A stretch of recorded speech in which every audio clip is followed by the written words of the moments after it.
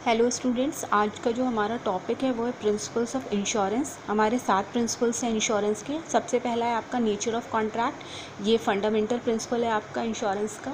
इसमें आपकी 2 पार्टीज़ होती हैं, एक इंश्योरर यानी कि आपकी इंश्योरेंस कंपनीज, और आपका दूसरा होता है इंश्योर्ड यानी कि कोई भी इंडिविजुअल जो इंश्योरेंस परचेज़ करता है। इसमें आपकी इंश्योरेंस कंपनी या इंश्योरर प्रॉमिस करता है इंश्योर्ड को कि वो उसको कोई भी जो अनसर्टेन इवेंट की वजह से उसको लॉस होगा उसके लिए उसको फ्यूचर में कॉम्पनसेट करेगा। ठीक है।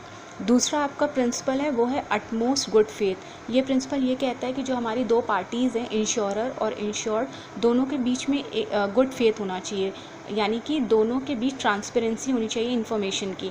मान लीजिए आप अपनी कोई व्हीकल का इंश्योरेंस करा रहे हैं तो उससे रिलेटेड जितनी भी इन्फॉर्मेशन है वो सब आपको इंश्योरेंस कंपनी को प्रोवाइड करनी चाहिए। कुछ भी हाइड नहीं करना चाहिए, एक प्रॉपर ट्रांसपेरेंसी होनी चाहिए।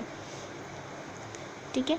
नेक्स्ट है आपका प्रिंसिपल ऑफ इंश्योरेबल इंटरेस्ट। ये प्रिंसिपल ये कहता है कि जो इंश्योर्ड है आपका, यानी कि जिसने इंश्योरेंस परचेज़ किया है, उसको जिस असेट का या जिस प्रॉपर्टी का उसने इंश्योरेंस कराया है उसमें उसका इंश्योरेबल इंटरेस्ट होना चाहिए। फॉर एग्जांपल कि उसने अपनी कार का इंश्योरेंस कराया है, तो अगर कार को कोई डैमेज होता है या उसकी चोरी होती है, एक्सीडेंट होता है या उसमें आग लग जाती है, तो इसकी वजह से जो आपका इंश्योर्ड है उसको फाइनेंशियल लॉस होना चाहिए। तो ये चीज़ जो है इंश्योरेंस कंपनीज अश्योर करती है कि जो सब्जेक्ट मैटर है, यानी कि जिस प्रॉपर्टी का आपने इंश्योरेंस कराया है उसके लॉस से जो इंश्योर्ड है उसको फ़र्क पड़ता है कि नहीं पड़ता है। अगर वो देखती है कि हाँ इसमें इंश्योरेबल इंटरेस्ट है इंश्योर्ड का, तभी वो उसका क्लेम आपको देती है।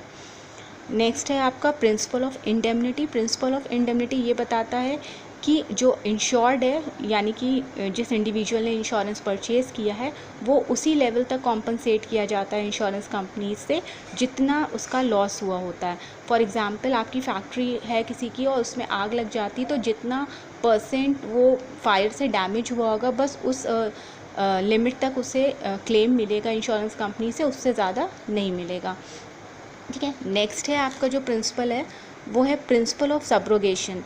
प्रिंसिपल ऑफ सब्रोगेशन ये कहता है कि जो इंश्योर्ड है, यानी कि जिसने इंश्योरेंस परचेज़ किया है, वो अपना क्लेम, अपने डैमेज का क्लेम थर्ड पार्टी जो उस डैमेज का रिस्पॉन्सिबल है उससे ले सकता है। फॉर एग्ज़ाम्पल कि एक्सीडेंट होता है आपकी कार का, जिसकी वजह से वो एक्सीडेंट होता है, आप उस पार्टी से अपना कॉम्पनसेशन या उस डैमेज को क्लेम कर सकते हो। दूसरा, अगर आप इंश्योरेंस कंपनी से कहते हो तो इंश्योरेंस कंपनीज अगर आपको आपके डैमेज के लिए इंडेमनीफाई कर भी देती हैं तो वो डैमेज प्रॉपर्टी होती है उसका पोजीशन ले लेती है।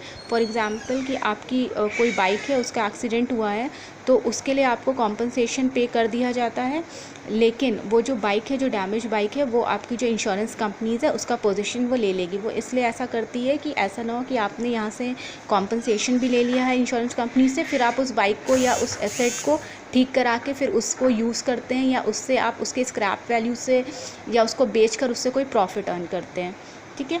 नेक्स्ट है आपका जो है प्रिंसिपल वो है डबल इंश्योरेंस। जैसा कि नाम है डबल इंश्योरेंस, यानी कि एक ही सब्जेक्ट मैटर का 2 कंपनीज़ में आपका इंश्योरेंस होना। फॉर एग्ज़ाम्पल आपने अपने कोई फायर इंश्योरेंस ली हुई है या अपनी कोई व्हीकल का, मोटर व्हीकल का इंश्योरेंस लिया हुआ है, तो एक ही चीज़ का आपने 2 कंपनी से इंश्योरेंस लिया हुआ है।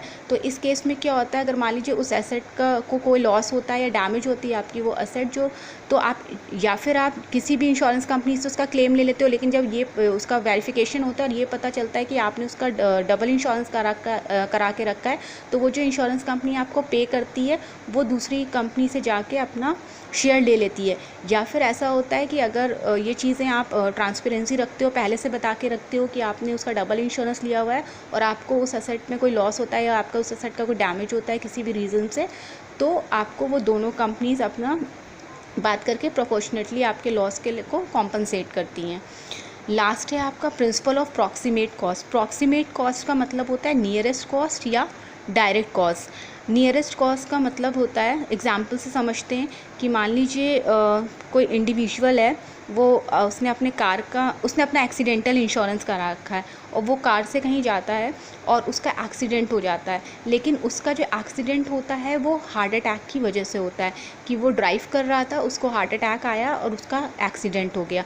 अब जो और ऑन द स्पॉट उसकी डेथ हो जाती है। अब जब उसके जो बेनिफिशरीज़ हैं या उसके जो फैमिली मेम्बर्स हैं वो इंश्योरेंस कंपनी पहुंचते हैं क्लेम लेने, तो सबसे पहले इंश्योरेंस कंपनी ये पता लगाती है कि प्रॉक्सिमेट कॉस्ट क्या था एक्सीडेंट का, और जब उन्हें पता चलता है कि ये एक्सीडेंट हार्ट अटैक की वजह से हुआ है, इसका जो प्रॉक्सिमेट कॉज है वो हार्ट अटैक है, तो इसका क्लेम उन्हें नहीं मिलता है, क्योंकि वो एक एक्सीडेंटल इंश्योरेंस था। तो एक्सीडेंटल इंश्योरेंस का मीन्स कि अगर आप एक्सीडेंट की वजह से उसकी डेथ होती है या उसकी कार को कोई डैमेज होता है तब उसे क्लेम मिलता है, लेकिन जो प्रॉक्सिमेट नियरेस्ट कॉज है वो हार्ट अटैक है, तो इस केस में जो है इंश्योरेंस कंपनी उसका क्लेम नहीं देती है। तो आई होप आपको सारे प्रिंसिपल्स अच्छे से समझ में आ गए होंगे। फिर भी अगर आपको कोई डाउट है किसी भी प्रिंसिपल में तो आप नीचे कमेंट करके मुझसे पूछ सकते हैं। Thank you so much.